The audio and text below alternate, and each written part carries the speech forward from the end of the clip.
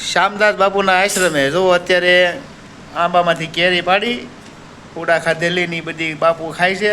બાજુમાં ચા પડી છે, ચા બાપુ પીએ. તો બાપુ કેરી ખાય છે. જુઓ જુઓ સાહેબ, આવા સાધુના શરણોમાં રહેવું ને તો ક્યારેય ખોટ નહીં રહે. જુઓ જો બાપુ પોતે કેરી ખાય છે. અમારે શ્યામલાલ ચા પીવે છે. આ બાપુના આશ્રમની કેરી છે. તમને આંબો દેખાડું ક્યાં આંબાની કેરી છે. એ તો લઈ જાઓ તમને.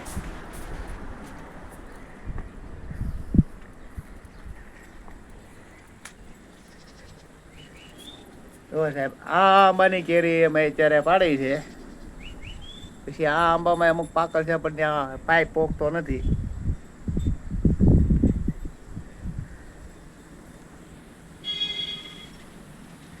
સાહેબ, બધા ઉપર ભરોસો કરો કે ન કરો એ તમારી ઈચ્છાની વાત છે, પણ આવા ઝાડવા ઉપર ભરોસો કરજો.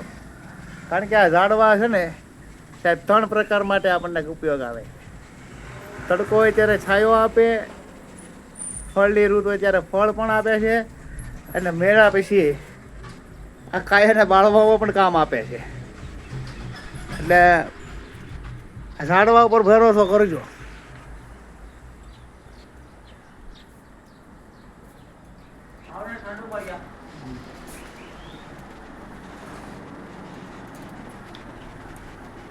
તો પાછી અમે કેરીની થાળીમાં આવી ગયા છીએ. બાપુ હવે ચા પીવે છે ને હું એ 2-3 લગભગ માર લઉં, ઘૂંટણા પી લઉં. ને આવા સાધુના શરણોમાં રહેવું ને તો ભાઈ ક્યારે આપણે નુકસાની થાય નહીં. આવો આવો કેરી ખાય આવો. બાપુ કેરી ખાવા બોલાવો બધાને. આ બાજુ ભાઈ કેરી ખાઓ, હનુમાનજી નો પ્રસાદ ખાઓ. હા,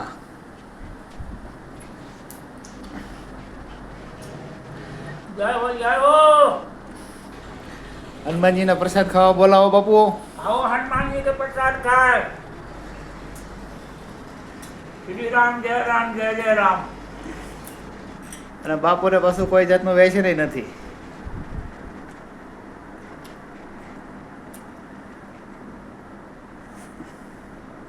હવે હું બાપુને યારે કેરી ખાઉં છું એટલે હું મારે હનુમાનજીની પ્રસાદ લેવાની છે. બાકી લે કેરી ખાઓ. લે